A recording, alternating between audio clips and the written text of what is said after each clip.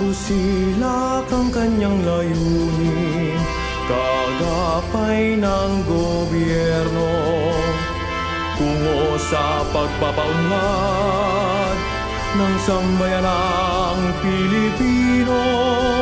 Hindi alintana ang landas ng unos at pagsubok, bagkus para sa kapakanan ng nakararami.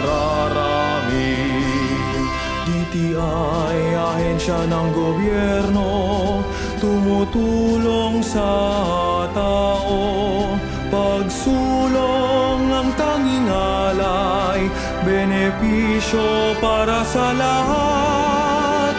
Bagwis na ahensya ng gobyerno, mapalawak sektor ng pamumuhunan, tungo sa pagpapaunlad ng negosyo at pangangalakal, hangad kasaganahan at tagumpay, ekonomiya ng bansa, lalo't para sa kapakanan ng madang mamimili.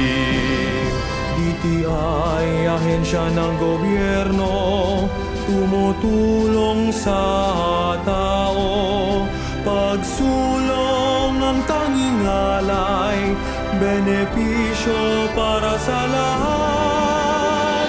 Bagwis na ahensya ng gobyerno, mapalawak sektor ng pamumuhunan, tungo sa pagpapaunlad ng negosyo at pangangalakal, hangad kasaganahan at tagumpay, ekonomiya ng bansa, lalo't para sa kapakanan ng madlang mamimili.